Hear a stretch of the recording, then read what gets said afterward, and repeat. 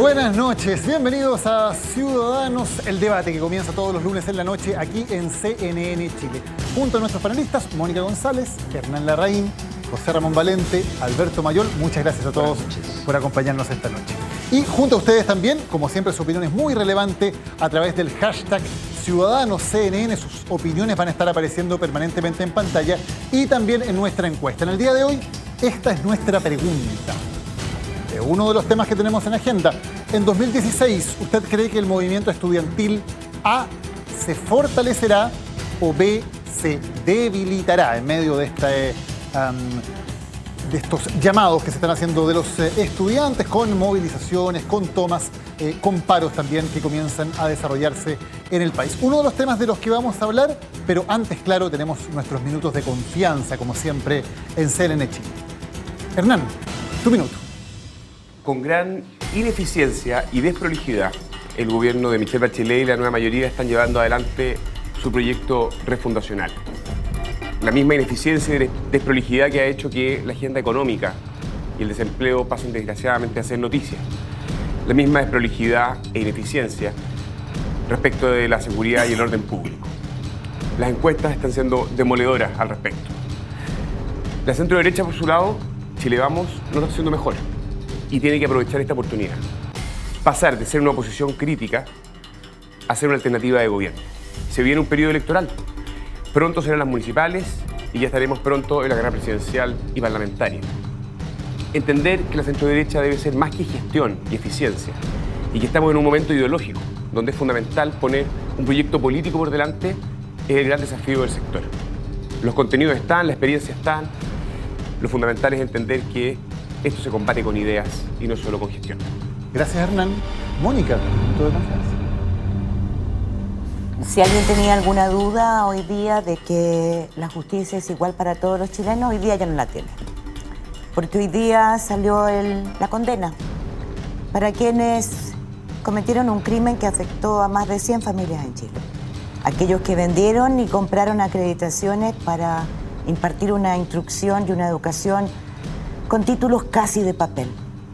Ellos son Luis Eugenio Díaz, que era vicepresidente o presidente subrogante de la Comisión Nacional de Acreditación, y el rector de la Universidad del Mar. 20.000 estudiantes, una de las más grandes llegó a tener. En enero del 2012, CIPER entregó la prueba de que había un contrato que por 60 millones el presidente subrogante de la CNA le había vendido la acreditación a la Universidad del Mar, que le permitió captar más alumnos de sectores pobres y medios. Más de 4.000 millones de pesos tuvo de premio por esa acreditación absolutamente trucha por el CAE. Pero nadie intervino. La dejaron desmoronarse y arrancaron los sueños de más de 100 familias porque otras universidades también lo hicieron. Hoy día se conoció la condena, no hay cárcel. ¿Por qué? Porque no hay apuro ni en conceptualizar ese delito, como muchos otros, y porque en ese apuro todos nosotros contemplamos la debacle sin saber qué hacer. Gracias, Mónica. Me tomo mi minuto de confianza. En Chile hay una tradición muy hermosa que es el velorio del angelito. Cuando un niño pequeño muere, se entiende que ha muerto sin pecar y por lo tanto se va directamente al cielo. Los movimientos sociales que han surgido después del 2011 y que han tratado de convertirse en movimientos políticos se ven en un momento en el cual tienen que optar o el velorio del angelito o crecer y pasar por las turbulencias de la adolescencia. Hoy hemos visto decisiones al respecto en Izquierda Autónoma y en Revolución Democrática. Izquierda Autónoma parece haber optado por lo primero, por morir sin pecado, por mantenerse como un grupo muy marginal sin entrar en discusiones que son tremendamente difíciles en el ámbito de la política. Revolución Democrática parece intentar hacerlo distinto, parece querer pasar por esos dolores de crecimiento de la adolescencia, tomando incluso decisiones que pueden ser muy discutibles, que pueden ser reprobables incluso para algunos, pero que se tratan de intentar buscar el ejercicio del poder, porque de eso se trata la política, del poder. Y eso tiene, en muchos casos, mucho también de pecado. José Ramón, tu minuto. Hoy día el Instituto Nacional de Estadística nos dio a conocer cifras de la participación de las mujeres en el mundo del trabajo. Y la cifra no fue sorpresiva. La verdad que nos mostró que menos del 50% de las mujeres que están en edad de trabajar en Chile participa de la fuerza de trabajo. Esto quiere decir que o está empleada o está buscando empleo. Esto en comparación con cerca de un 70% de los hombres en Chile que participan en la fuerza de trabajo. O sea, hay una diferencia muy grande entre hombres y mujeres, donde los hombres participan mucho más que las mujeres. Cuando uno compara estas cifras con otros países, por ejemplo en la OECD, la participación de las mujeres supera en varios puntos a la participación de las mujeres en Chile. En los países nórdicos, donde es muy alta, la participación de las mujeres en el mundo del trabajo es muy similar a la de los hombres y es superior al 70%. Las razones que las mujeres chilenas dan para no participar, para no buscar trabajo activamente fuera de la casa, son básicamente, la mitad de ellas es por temas familiares y luego otro porcentaje importante por razones económicas.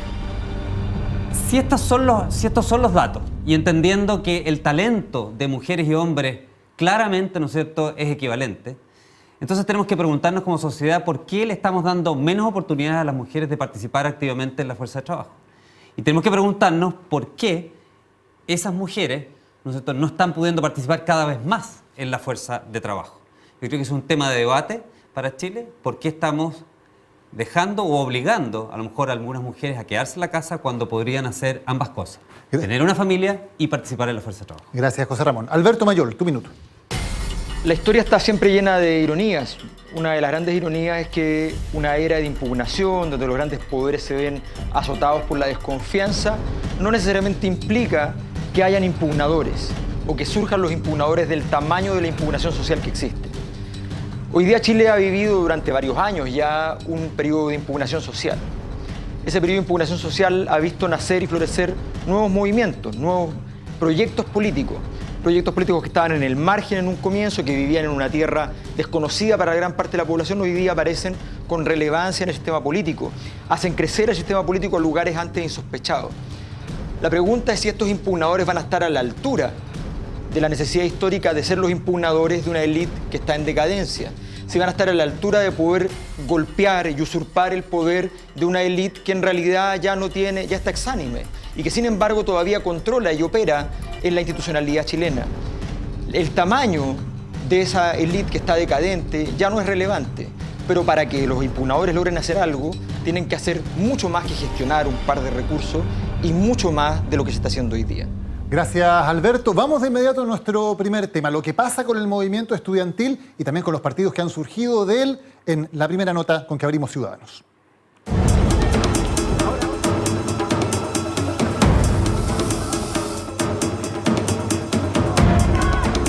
Los estudiantes de Chile irrumpimos en La Moneda para notificarle a la presidenta, al gobierno de Chile, que fracasaron. Nosotros le decimos a la presidenta que se haga cargo del país o si no va a tener que asumir las consecuencias. Lo poco razonable que es una acción de esta medida para exponer un punto de vista, por más legítimo que sea. Claro que todos quisiéramos que fuera más rápido, pero la verdad que se discute donde corresponde, en el Congreso, con los tiempos que el debate democrático requiere. Que no tenemos por qué pedir permiso para salir a marchar. Les planteamos una alternativa y ellos la rechazaron. En consecuencia, que no nos vengan a decir que aquí no hay voluntad de diálogo. La paralización indefinida de clases que se va a votar de carácter nacional el día miércoles 1. Ojalá pudiésemos contar con mayor apoyo estudiantil para empujar las reformas y no para detenerlas. Pasamos la ofensiva y no los dejaremos gobernar. Ahí ustedes ven algo de las acciones, también del discurso que hemos visto en el movimiento estudiantil, de las reacciones que se han provocado en estos días. ¿Qué opinas al respecto, José Ramón? Bueno, yo creo que mi padre siempre me decía, el que duerme con niños amanece mojado, digamos. Y yo creo que aquí claramente como sociedad hemos abrazado la causa de jóvenes y niños, porque realmente los que están en el colegio son niños, digamos. La hemos abrazado en el sentido de que creyendo que eso nos iba a hacer populares, digamos, particularmente el gobierno la ha abrazado y ¿no es cierto? Se ha hecho completamente parte de esa causa, sin necesariamente que los puntos que ellos están planteando hayan sido parte de un debate, sino que simplemente los han incorporado porque dijeron, mire, como eran populares, los incorporamos como parte de nuestro plan y nos hacemos populares y nos colgamos de la popularidad. Lo que estamos viendo hoy día es que los temas había que debatirlos, los temas había que pensarlos, los temas había que plantearlos seriamente y no solamente acercarse, ¿no es cierto?, para ser popular. Yo creo que está siendo el gobierno, ¿no es cierto?, siendo hoy día presa de haber abrazado la causa estudiantil sin realmente haber tenido un proyecto bien pensado detrás. ¿Alberto? Sí, no. no me parece muy interesante referirme al problema de si los niños acá o los niños allá. Creo que es bastante claro, hay países donde se acaba de terminar la elección en Austria, donde se vota a los 16 años. Me parece que los movimientos sociales en Chile han dado muestras claras, históricamente, no solo estos movimientos sociales, de ser relevantes, fueron relevantes en dictadura, el movimiento estudiantil de entonces, muchos de los líderes actuales vienen de ese movimiento estudiantil, las federaciones de estudiantes en Chile han sido fundamentales, todo el sistema político está plagado de ellos, sería ridículo decir hoy día ya que los movimientos estudiantiles tienen alguna clase de lesión de origen por la edad. Me parece que al contrario, lo que tenemos enquistado es una élite que le tocaba su generación en los años 60, 70 y que la tenemos todavía, estamos en el 2015, estamos en el 2016, o sea, estamos viviendo una época completamente distinta. Yo creo que me parece muy importante decir lo siguiente. El movimiento estudiantil fue un movimiento que generó una transformación muy relevante, esa transformación se tradujo políticamente, esa traducción política fue un esfuerzo de cooptación o al menos de asimilación de las temáticas. El gobierno que lo hizo no fue capaz de sostener ese proceso por las disputas internas que hubo, eso se fracturó y se generó entonces la crisis que tenemos hoy día, donde el gobierno está partido en dos, tratando de darle por un lado a los movimientos sociales algo y por otro lado al empresariado otra cosa. Evidentemente eso no funcionó y lo que tenemos hoy día es un escenario de invertebración y esto me parece central. Toda la vida social en Chile fue invertebrada desde la dictadura y luego en la transición. Invertebrada socialmente. Hoy día los sindicatos están invertebrados, los gremios están invertebrados, la sociedad está invertebrada, los partidos políticos van a negociar una cosa, el líder vuelve, la asamblea se desdice y le dice que no le interesa lo que negoció y se queda solo. Todo eso lo vemos todos los días en todos los niveles y lo vemos en los partidos pequeños y en los partidos grandes, ¿ya? Eso tiene que ver con una cosa muy sencilla. Hubo a quienes les convino, cito a Margaret Thatcher, que no exista sociedad. Y hoy día esos mismos están diciendo, pero ¿cómo es posible que no haya nada de sociedad? Necesitamos a alguien con quien llegar a un acuerdo. Pues bien, tienen hoy día la sociedad que quieren y no es la que necesitan. Para seguir con los niños, yo creo que aquí los que fueron abandonados y olvidados fueron precisamente los niños, paradojalmente. Lo que ocurrió fue que hubo un sector, la izquierda, que abrazó un movimiento estudiantil, hizo propio sus banderas, partiendo por la gratuidad, y lo que generó fue tremendas expectativas. Habló de gratuidad universal y le dio la sensación a la sociedad que, votando por Michelle Bachelet y su programa, este mundo iba a ser muy distinto, de un día para otro. La verdad es que ya vimos la tercera cuenta de la presidenta, no conocemos el proyecto de gratuidad, aún no se presenta. Parte de los líderes estudiantiles que participaron ahí pasaron por el gobierno, se retiraron del gobierno, Revolución Democrática, sin haber sacado el proyecto adelante. Y lo que hay hoy día es una tremenda decepción de un grupo de familias y estudiantes que esperaron, en las promesas de Michelle Bachelet, que efectivamente aquí se iban a hacer una serie de correcciones en materia de educación. Y donde está la gran paradoja es que todos los recursos de la reforma tributaria debieron haber sido utilizados de verdad a corregir donde se producen las desigualdades de origen. Esto es, en los primeros años de edad. Son los niños los tremendos perdedores en esta batalla. ¿Mónica? Entre los invertebrados de Alberto y los fracasados, no, desengañados y traicionados de Hernán, no me gusta mucho ese panorama porque siento que es como apocalíptico, ¿no? O sea, y siempre la culpa es del empedrado. Y yo siento que, perdón, yo nombré al gobierno. Y yo siento que aquí hay hechos que para mí, modestamente, son los más cruciales. Y es, ¿qué va a pasar con esa enorme reivindicación del 2011? En la que yo empecé mi minuto de confianza con eso, ¿no? El lucro que provocó, según todos los actores, todos, un enorme daño, no cuantificado y que no va a la cárcel, porque a nadie le importa ni tiene apuro en conceptualizar. A mí yo quiero decir, honestamente, que me hace falta la contundencia del movimiento estudiantil del 2011. A mí me preocupa que en momentos tan importantes, tan cruciales, para el destino que va a tomar la reforma de la educación superior, en que todo se está jugando hoy día como está entrampada la reforma laboral, ¿no? El movimiento estudiantil yo no lo vea hoy día con esa contundencia de plantear con mucho conocimiento qué es lo que quiere, qué pide y qué exige. Está bien, lo que se exigió en 2011 no se cumplió. Y ha habido mucha agua que ha corrido para ver cómo el lobby funcionó en el Congreso, para que tengamos, entre otras cosas, no cárcel para quienes lucran, no conceptualizado el lucro. Entonces, a mí me preocupa porque cuando yo veo a un estudiante decir no los vamos a dejar gobernar, a mí eso me da un poquito de pena. Porque yo siento que, a mí por lo menos, siento que el movimiento estudiantil del 2011 concitó un apoyo mayoritario de adultos y jóvenes, porque había una claridad de lo que se quería y de qué no se quería, de demostrar, no sé si ustedes se acuerdan cuando iba a la Cámara, sabían mucho más que los diputados. Pero me parece, Mónica, que de ese momento del 2011, que es el que evidentemente los estudiantes de alguna manera buscan retomar, se ha ido dando un círculo vicioso. Como el movimiento ha ido perdiendo fuerza, han ganado también relevancia dentro de las voces que hablan de extremar, de radicalizar, que es el discurso que hemos visto ahora, con cosas como estas, ¿no? Dándole ultimátum a la presidenta, diciendo no los vamos a dejar gobernar, hay que radicalizar el movimiento. Y me parece que eso a su vez hace que el movimiento siga perdiendo fuerza, porque efectivamente no está la conexión, no está la empatía con la ciudadanía, que sí hubo, por ejemplo, el 2011 cuando veíamos a padres, a abuelos marchando. Hoy eso se ve muy poco. Entonces me parece que es un movimiento que, tal vez en la misma desesperación de ver que están perdiendo influencia, se van radicalizando también. Y no sé si eso puede llegar a alguna parte. Yo creo, Daniel, que tú tienes razón. Y ahí quizás es la invertebración, ¿no? Efectivamente, yo creo que cuando tú te estrellas y la bancada llega al Congreso y finalmente los proyectos de ley se diluyen y finalmente hoy día nos dicen que va a mantenerse la misma estructura. Eso es lo que dicen, ¿no? La misma estructura de financiamiento para las universidades. ¿Qué es esto? ¿Es un chiste? ¿Es un circo? ¿Para qué ha sido toda la debacle que ha provocado el lucro?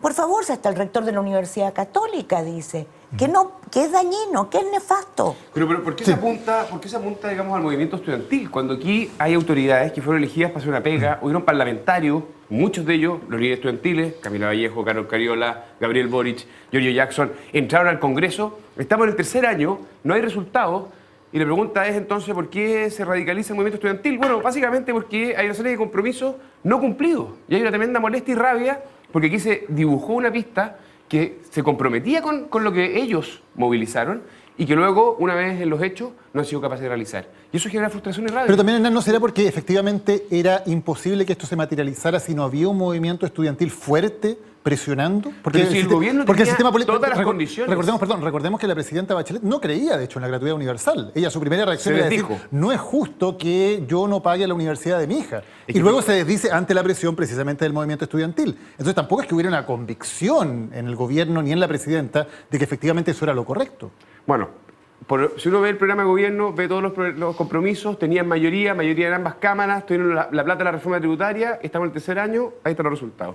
Yo tengo una diferencia con Mónica, Fede. Así que me va a permitir disentir un poco contigo, Mónica, que yo creo que de verdad cuando la pasión, ¿no es cierto?, de los chilenos respecto de este movimiento estudiantil de 2011 tenía que ver con otro tema y no con el lucro. ¿Con cuál? Yo creo que tenía que ver con calidad. Yo creo que esto todo partió con calidad de educación. Partió con calidad de educación en el sentido de que los chilenos de verdad empatizan mucho con la idea de que los jóvenes chilenos tengan acceso a una educación de calidad. Así partió ese movimiento. Y siguió el movimiento con un tema de inclusión, es decir, que no sea por motivos financieros que alguien talentoso, esforzado, que quiera ¿no es cierto?, ir al colegio o ir a la universidad se quede fuera. Esos eran los dos temas que realmente concitaban este 80% que en algún minuto. Entonces estoy discrepando de ti porque en el fondo tú puedes, de partida del tema calidad, yo creo que es una de las grandes desilusiones. Yo que ahí coincido 100% con Hernán. Aquí el tema calidad se borró del mapa, digamos, está fuera, ¿no es cierto? José? Yo creo que no hay ninguna asociación entre lucro y calidad, por eso que difiero de ti. Y, ¿cómo se llama? Y desde el punto de vista de inclusión, obviamente hay formas que no necesariamente son ofrecer gratuidad universal para los universitarios, de generar inclusión y de generar mecanismos de financiamiento para la gente, para que no se quede ningún joven chileno sin la posibilidad de ir a la universidad, teniendo, ¿no es cierto?, los talentos para hacerlo y teniendo las ganas de hacerlo. Perdón, por la cara parece que de Alberto sí hay una discrepancia grande, ¿no? Conmigo, estaba calculando cuántas horas con mi equipo habíamos investigado el tema. Como 6.000 horas calculé en los 5 años. Y en esas 6.000 horas no hay nada de lo que José Ramón dice. ¿Y dónde lo escribieron? Nosotros tenemos una página web, de hecho puedes acceder fácilmente en movimientoestudiantil.cl, están todos los materiales, nosotros ponemos a disposición de todos los investigadores, todos los materiales que hemos recopilado, hay muchísimo trabajo allí, están todas las actas de la Confech, están todos los medios de prensa fotocopiados ahí encima, puestos sobre la mesa disponibles. Está lleno de gente que 45.000 visitas en 2 meses, una cosa bien interesante dentro del mundo académico, una cosa bien insólita. ¿Y qué es lo que no hay de lo que yo dije? No hay nada, el origen que tú señalas no tiene nada que ver. O sea, aquí lo que pasó fue algo bastante más interesante. A mediados de los años 2000 se configura la idea de abuso de un sistema empresarial sobre la ciudadanía, que era todavía una sensación de abuso bastante informe. Pero aparece el concepto de abuso, ¿ya? Esto motiva las respuestas a través del DICOM financiero y una serie de respuestas políticas que trataban de controlar este tema que no se logró controlar. Sigue apareciendo todo esto y empieza a aparecer el tema de la deuda como un elemento central de malestar social, dentro de lo cual la deuda educativa pasa a ser central. Cuando se llega a en ese camino al movimiento estudiantil, el movimiento estudiantil logra generar una reinterpretación del fenómeno motivado por la denuncia que ellos hacen a las universidades privadas que estaban lucrando, donde está gran parte de estos endeudados. Y el concepto de lucro se transformó fue el reemplazo semántico de abuso, ¿ya? Y por tanto hoy día se habla, cuando tú haces investigación cualitativa, la gente habla de lucro cuando hay un aprovechamiento económico de un poder prioritario político, de una preferencia en tu posición de poder. Pues bien, eso lo instaló el movimiento estudiantil, no necesariamente con una agenda, no es que dijeron vamos a instalar lucro, ocurrió históricamente, como acontecen las cosas importantes. Tal como logró poner el elemento de impugnación, lucro, y logró poner la propuesta, gratuidad.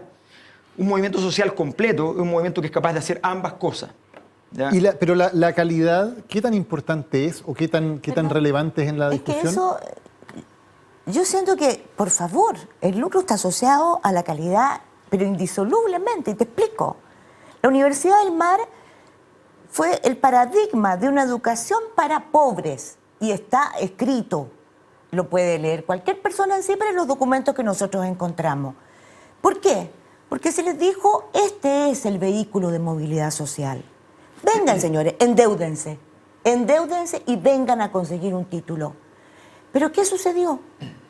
Profesores de mala calidad, profesores taxi y unos aranceles carísimos. Muchas sociedades relacionadas. Por favor, CIPER descubrió 87 sociedades relacionadas en torno a los dueños de la Universidad del Mar, solamente para extraer hasta el último centavo de esa universidad. Entonces, ¿cómo no va a estar asociado? Estoy mencionando una, pero podemos seguir con los centros de formación técnica. Pero malas compañías y malas empresas o malas universidades hay en todos los sectores. Esa es una muy mala gestión, mal supervisada y donde efectivamente probablemente hubo una estafa, ¿no es cierto? Eso ocurre puede ocurrir en la educación o puede ocurrir, digamos, en cualquier otro sector. En la educación te va a demorar 20 años. ¿Por qué tú dices, no, pero absolutamente no?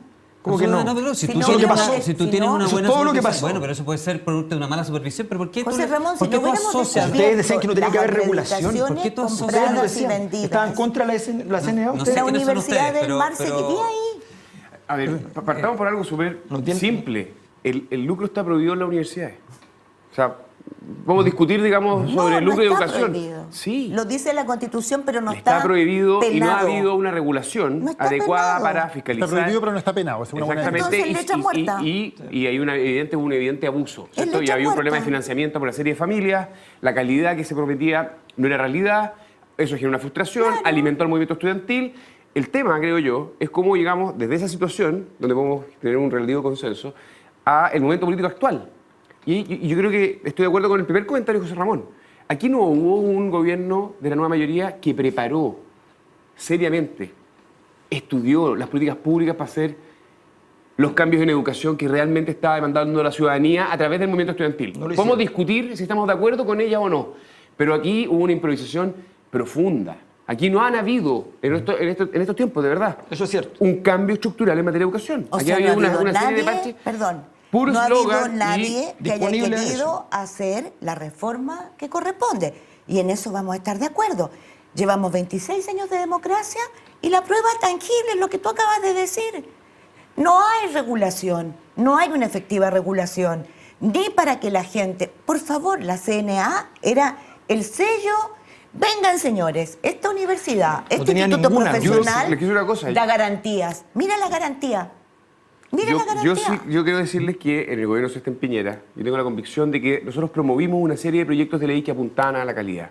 El crédito contingente al ingreso era una muy buena, sigue siendo una muy buena solución, ¿cierto? Para dar créditos y becas para la educación superior. No estaba en el plan. Ahora les quiero gratuidad. que es distinto a gratuidad. Pero da una solución al tema de Exacto. financiamiento. Y había un foco en primera infancia. Pero hay que reconocer de que nosotros tuvimos una cierta incapacidad de leer los cambios que estaban produciéndose a nivel de sociedad en materia de educación. Y creo que los eslogan por la izquierda tuvieron la capacidad de capturar mejor esa demanda y transformarlos en votos. Pero de ahí a un proyecto de educación serio por parte de la izquierda, creo que simplemente no existe. A ver, dejemos en claro, y hoy día es más claro que nunca, y este jueguito de empezar a decir que la izquierda es la nueva mayoría se tiene que acabar porque ya es evidente que no es así. ¿No? Yo entiendo que antes había ignorancia, hoy día ya no es ignorancia, sino que ya directamente es mala fe. Está muy claro que el proyecto de la nueva mayoría fue un proyecto deficiente en términos de conceptos, ni siquiera digo lo técnico, o sea, antes que lo técnico, ¿cuál es la definición de educación que te interesa? Hay dos formas de financiar la educación, subsidio a la oferta y subsidio a la demanda. Todo lo demás es irrelevante a la hora de definir lo primero. Y lo primero se definió por subsidio a la demanda. Totalmente. Por tal. Como desde bueno, ok, pero subsidio a la oferta. Subsidio a la oferta. No puede haber, no puede haber estatal. Serían prestadores estatales directamente. Ah, bueno, pero eso es lo mismo que eso es con las municipalidades. Eso es lo mismo que ustedes inventaron para la cuestión municipal. Entonces, la lógica, eso es lo primero. Y esa definición nunca se quiso tomar porque estaba tomado, pero había que vender como que se hacía una cosa cuando se hacía lo contrario. Había que mostrar gratuidad cuando eran becas. Había que mostrar que se estaba haciendo un avance sustantivo en un cambio de paradigma cuando seguías con el subsidio a la demanda. Eso fue la lógica. ¿Ya? El gobierno, en ese sentido, está bastante claro que no tenía proyecto educativo, que quería simplemente vestirse con un ropaje para poder pasar. Y lo que le pasó fue que, efectivamente, hoy día no tiene ni siquiera la densidad en tamaño para poder mostrar algo que relevante socialmente. Si el gobierno hoy día tuviera 500.000 estudiantes con gratuidad, el escenario sería completamente otro por una razón matemática. 500.000 ¿Por qué no estudiantes... lo tiene, Alberto? Yo creo que ese es el tema. Pero, ¿por qué no lo tiene? Bueno, no, pero déjame decir una cosa muy simple. 500.000 estudiantes con gratuidad significan 2 millones de personas directas en sus hogares.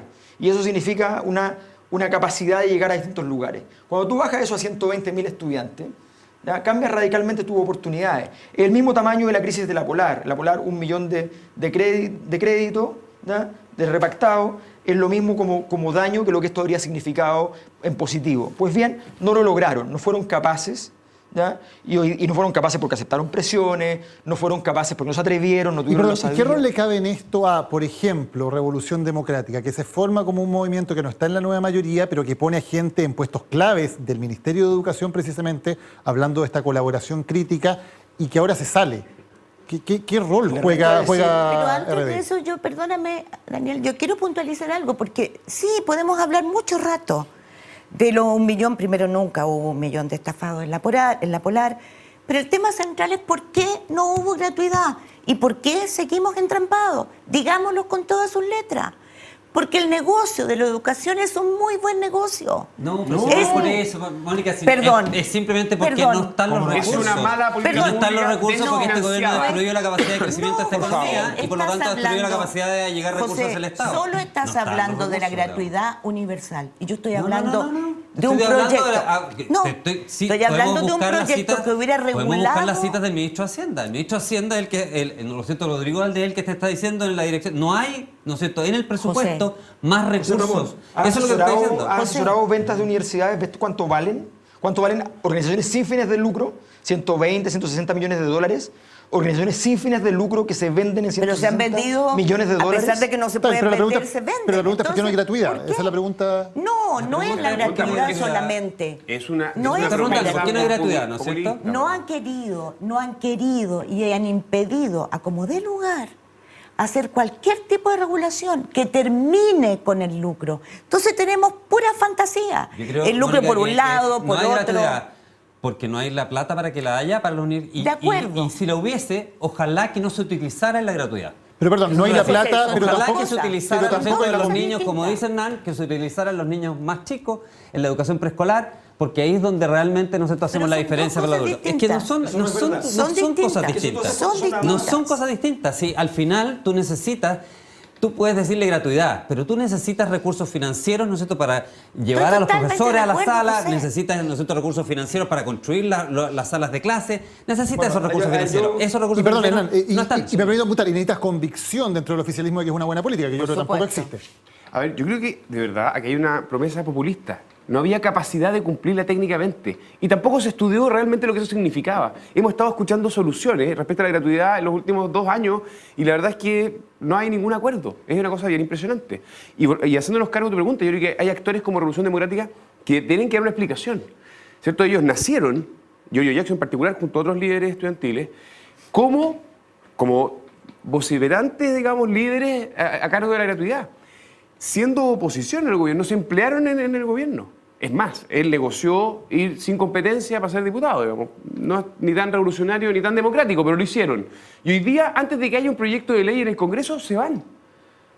Entonces, la verdad es que hay que preguntarle, y lo propio la profesora de Izquierda Autónoma, digamos, ¿qué está pasando en ese lote que nació con estas promesas y hoy día da la impresión de que nadie se hace responsable del resultado? Sí, yo en eso estoy completamente de acuerdo. Creo que aquí hay un estándar político que tenemos que exigir en todos los partidos. Y es que cuando es un estándar que pasa mucho en las democracias parlamentarias. Cuando alguien en un parlamento se cambia de bando, tiene que cambiarse de lugar en el Congreso, cosa de que tenga que dar una explicación a la sociedad respecto a por qué se movió de donde estaba. Y creo que en este sentido, efectivamente, cualquier persona que sale de un gobierno, tiene la obligación, porque está con un cargo público relevante, de explicar cuál es la razón de su salida. La razón de la salida no puede ser como que tengo un proyecto propio y ahora me toca no sé qué cosa, sino que la explicación, me imagino que es, nosotros consideramos que no se estaba llegando a puerto con la reforma educacional, consideramos que en la interna habían muchos conflictos que no se podían sobrellevar. No lo sé, desconozco las razones, pero me parece que efectivamente ahí hay explicaciones que son relevantes en todos los actores, en los que se aproximan y se acercan y toman relación con el gobierno desde afuera para ver qué se puede ayudar, porque qué es lo que se busca cuando se busca esta ayuda, o para aquellos que van de salida. Creo que esos sí son estándares relevantes y creo que esta reforma educacional, tal como ha sido construida, merece un análisis muy detallado. Creo que estuvo lleno de errores.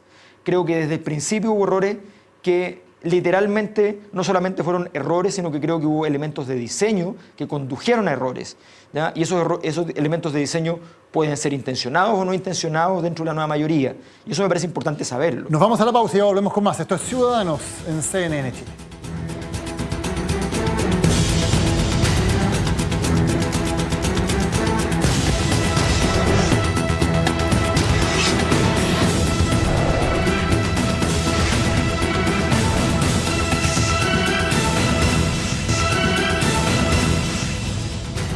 Estamos de vuelta en Ciudadanos. Recuerden opinar con el hashtag CiudadanosCNN, además votar en nuestra encuesta. Ahora vamos a nuestro segundo tema, la reactivación del caso Cabal esta semana.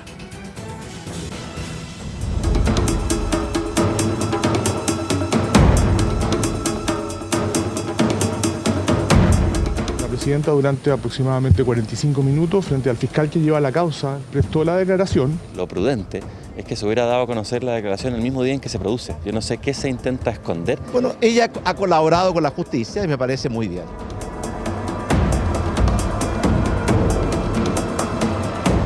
Creo que es una canallada, que es una infamia y que además no descarto un montaje. No tiene ningún sentido pensar que Juan Díaz haya hecho un montaje. Yo creo que el señor Juan Díaz sabía que estaba pinchado y las cosas que dijo lo dijo sabiendo que iba a quedar constancia de aquello. Justificar esta maniobra que se hizo a través de la revista Que Pasa y del Grupo Copesa como una sedición. La democracia tiene derecho a defender su estabilidad y aplicar la Ley de Seguridad Interior del Estado. Respecto de las acciones legales, estas no se van a anunciar, sino que se van a ejercer. Muchos de los comentarios que vimos estos días. Quiero quedarme con lo último, lo del diputado Schilling, de hablar de sedición y de aplicar la Ley de Seguridad del Estado. Dijo que se lo había comentado al ministro del Interior, el ministro quedó en estudiarlo. Me parece que realmente, si un gobierno o un parlamentario va a amenazar a un medio por una publicación, que además es verdadera, porque lo que dijo Juan Díaz efectivamente es una transcripción de lo que efectivamente dijo él. Más allá de los reparos que podamos tener acerca de si debió o no publicarse, o si de la forma en que se publicó, si le faltó contexto, etcétera, pensar que por publicar algo así se tiene que aplicar la ley de seguridad del Estado, me parece que es completamente antidemocrático. Eso es mi planteamiento, no sé si... No hay duda, ¿no? Sí, no hay ninguna duda, o sea, está fiebrado. No, pero todo el manejo del gobierno en este capítulo ha sido triste, haber escondido la reserva, porque en el fondo fue la publicación de Qué pasa, la que 24 horas después gatilló un escenario... Si no, tal vez todavía no sabríamos. Exactamente. La amenaza implícita de querella. Además, ¿de querella de qué? Si efectivamente el testimonio existe. Por lo tanto, no hay nada, digamos, que amenazar. Creo que hay un miedo patológico. Yo creo que hay que tratar de entender al paciente. Y el paciente es la moneda que ha visto cómo la confianza entre los chilenos y la presidenta Bachelet se ha ido derrumbando en forma sostenida por el caso Cabal. Y lo que estamos viendo es, si no, un golpe más, algo que las encuestas lo están mostrando, afecta seriamente a lo que alguna vez, recordemos, fue una presidenta intocable, ¿cierto? Las críticas y todos los problemas le pasaban por el lado, y la verdad es que yo recuerdo en este programa, he discutido muchas veces, puede caerse la tesis de que era de teflón, ¿te acuerdas? Bueno, los efectos del caso Cabal hacen que la moneda pierda toda racionalidad en cómo operar políticamente. Hay algo que me suena raro y me asusta en el sentido de que hay como un clima, ¿no? Muy propicio. Hace muy poco estábamos hablando de medidas para detener las filtraciones en el Congreso. Entonces, no es un tema, un síndrome de la moneda solamente. Yo creo que andan muchos políticos aquejados de ese mismo síndrome. ¿Qué hacemos con la prensa? Yo creo que lo que hay que hacer con la prensa es que hay que dejarla ser. O sea, no entiendo que le demos tantos bombos a una filtración que evidentemente alguien supo que la presidenta... Lo que se filtró fue que la presidenta había declarado, yo creo. Para mi gusto, ¿no? Se filtró que la presidenta había declarado. Porque esas cintas estaban en manos de a lo menos 40 abogados desde el enero. Entonces, no es que de repente aparecieron. Yo creo que se filtró y, a ver, es un personaje de poca monta, Juan Díaz. Es un personaje que hizo cosas muy sucias en el caso Spinac. No las inventé yo, están comprobadas en el juicio respectivo. Es un personaje oscuro. O sea, ir a creer en montaje o en operaciones con personajes oscuros, pero es que lo mismo pasó poco antes, con las filtraciones sobre casos absolutamente reales que tienen que ver con el financiamiento ilegal de la política. Y yo creo que lo que más me preocupa a mí es que hay que poner las cosas en su contexto. Aquí no puede haber una vuelta atrás, en el sentido de que alguien diga, no, aquí hay que frenar a la prensa, hacer querella, hacer una ley como pretendían hacer en la ley corta antidelincuencia. Por favor, ¿de qué estamos hablando? ¿Vamos a volver a la dictadura, acaso? Imposible. A mí me preocupa que cada vez que pase algo, digamos, que afecte al gobierno, se crea que detrás de ese algo hay una teoría, hay una conspiración. O sea, cuando uno se empieza a creer que todo el mundo conspira en contra de uno mismo o de su sector o del gobierno, la verdad que es una forma de evadirse de la realidad. Se llama paranoia. Y en ese sentido, no quiero calificarlo de esa forma, pero lo que te quiero decir es que es una forma, lo hemos visto en muchos gobernantes cuando pierden popularidad, lo hemos visto, ¿no es cierto?, en mucha gente cuando se ve en una situación adversa. Entonces, en vez de enfrentar esa situación adversa, ¿no es cierto?, tú dices, no, es que está todo el mundo en contra mío, o están conspirando en contra mío. Esa reacción del gobierno de esa forma, de creer que hay una, ¿no es cierto?, una conspiración armada, ¿no es cierto?, para perjudicarlo, me preocupa en este caso y lo hemos visto en otros también. Perdón, y acotar algo. Se habló mucho también en algún momento de la victimización. Por ejemplo, en el primer gobierno de la presidenta Bachelet se habló mucho de aquello y de si jugaba o no a su favor esa posibilidad de pensar que ella era discriminada, por ejemplo, o que se le criticaba de manera distinta por el hecho de ser mujer, etc. Fue un tema de discusión importante en su primer gobierno.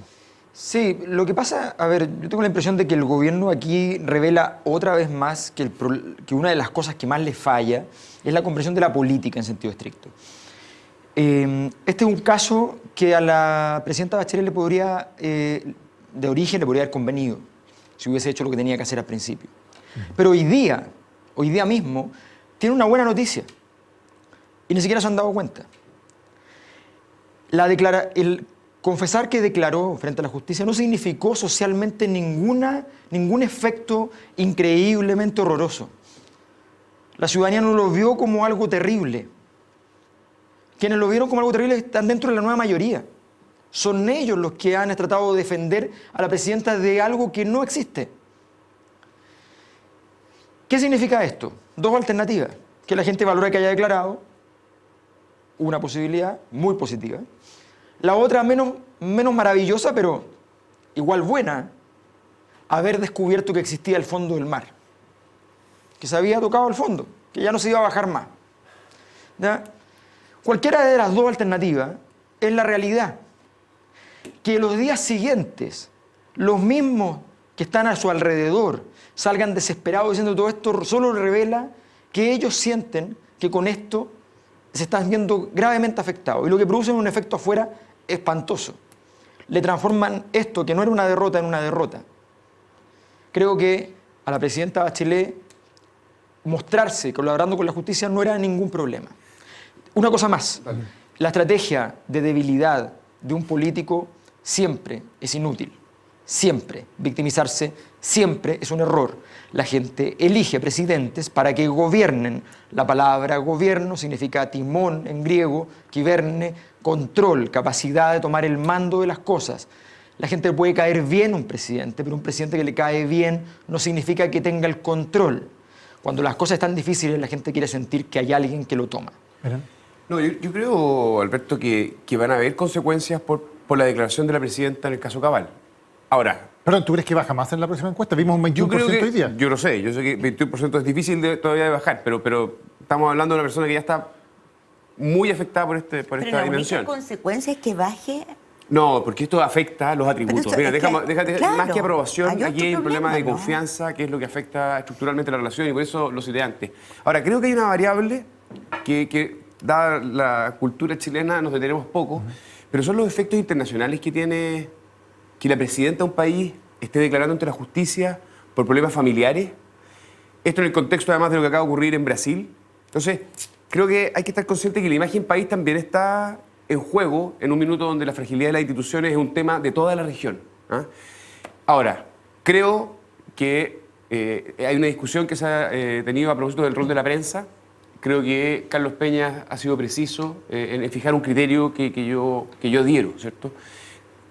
El escrutinio respecto a las autoridades y el rol de los medios debe ser muy exigente, ¿cierto?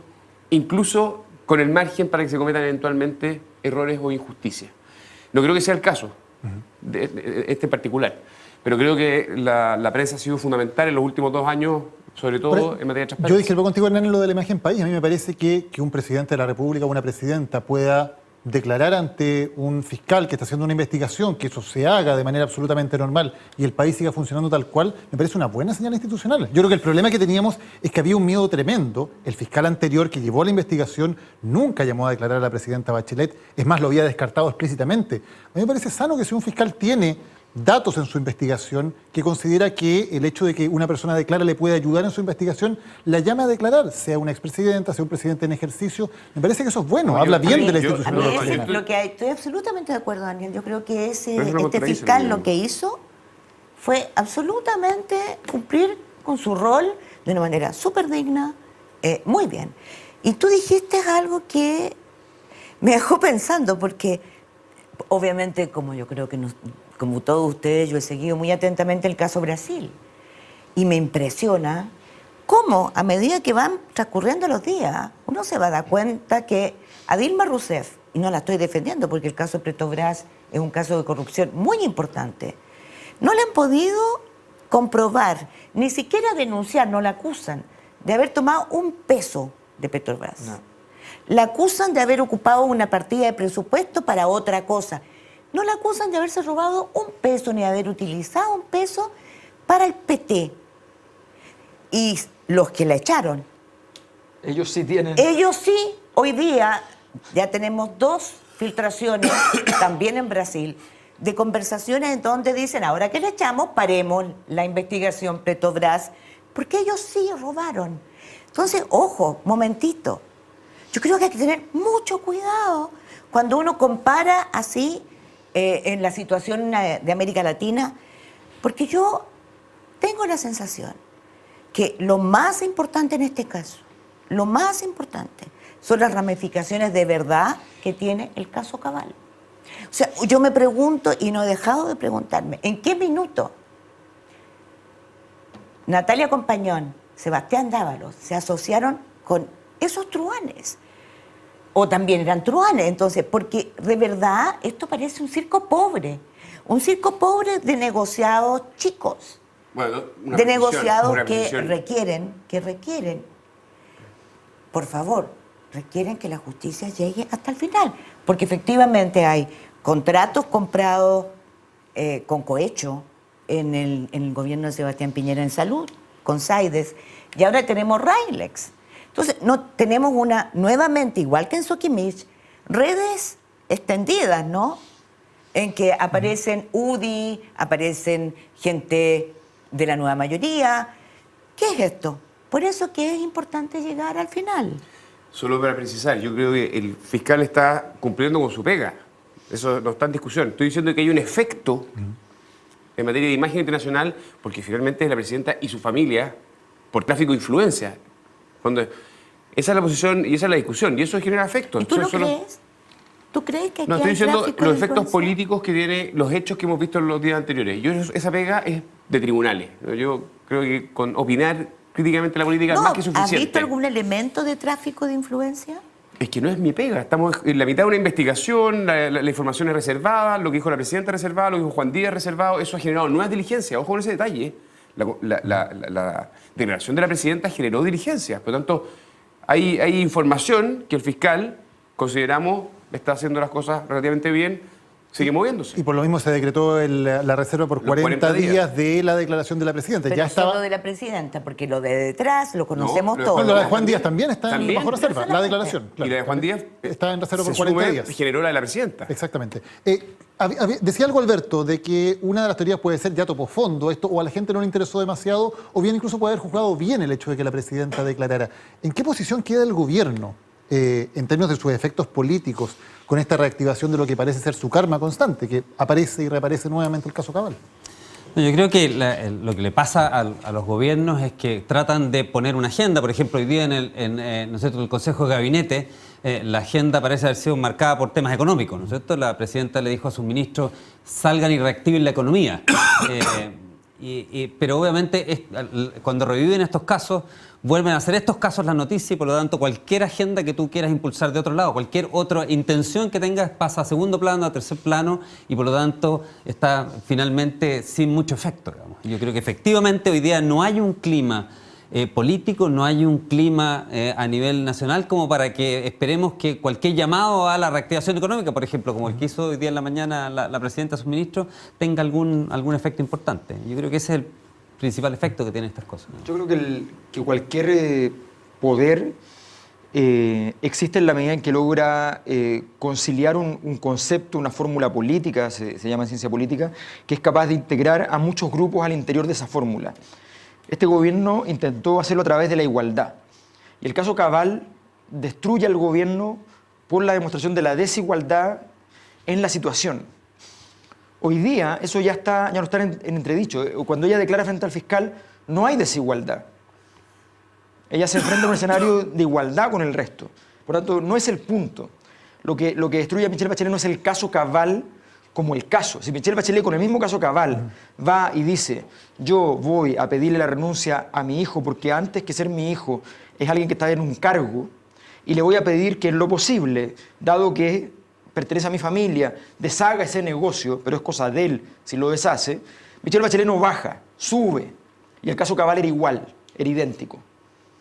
¿Ya? Entonces, aquí lo que está en juego es la consistencia de un gobierno, y en política la consistencia importa mucho. En esta política, que todas las semanas tiene una encuesta nueva y todos se mueven para donde se mueve la encuesta, se acaba la consistencia. Y todos creen que tienen que manejar los últimos 3 días. A la larga, la consistencia política sigue siendo relevante, sigue siendo rentable políticamente, pero más importante que eso, sigue siendo fundamental para un país. Estamos llenos de temas que no tenemos proyectos a 20, 30, 40 años plazo. lleno de temas, desde modelo productivo hasta temas sociales, educación, salud, pensiones. No lo tenemos. Y mientras tanto estamos en la pelea de la semana sistemáticamente y cada vez que tenemos una pelea importante le agregamos una agenda semanal a esa pelea. Bien miserable, ¿no? Lamentable, pequeño. No, porque bajo. yo digo pensando en los problemas que hemos visto últimamente. Marea roja que provoca todo lo que provoca, la salmonera en Chiloé, el problema del agua, el problema de la pesca y la extinción de algunas especies, el problema de la educación que está parado, la reforma laboral que está Perdón, parada. Mónica, pero si un gobierno no es capaz de hacerse cargo con consistencia de esos problemas del día, pierde el piso político que le permite también plantear las grandes reformas. También. Porque hoy, evidentemente, es un gobierno que no tiene capacidad para alinear a sus parlamentarios, para llevar adelante iniciativas que cuenten con el respaldo de la opinión pública, entre otras cosas porque no ha sido capaz de manejar los temas de la contingencia. Bueno, yo creo que además de eso, además de lo que tú dices, ha quedado en evidencia en el último tiempo que sigue habiendo dos almas, ¿no? O sea, sin ir más lejos, lo que dijo Chilin, no creo que represente a todo el espectro de la nueva mayoría, es una locura. Pero también en educación, lo que dice, por ejemplo, el senador Walker, Ignacio, Te invito no a que es lo cambiemos mismo. Dos almas por lo Pero menos. dejemos de hablar de dos almas, hablemos de dos máquinas. No, y un par Porque de... y un par alma de- ya como que y un mucho par no de queda. fantasmas. Vamos a ver los resultados de la encuesta que le planteamos a nuestros ciudadanos. No les pregunté a ustedes, ¿se fortalece o se debilita el movimiento? O sea, va a estar más activo, no sé si se fortalece. ¿Sí? sí. ¿Se fortalece ¿Respecto de cuándo? el movimiento estudiantil respecto a los años anteriores? 2015, más débil. Yo también. ¿Más débil? Yo creo que va a ser más débil, pero va a ganar el sí.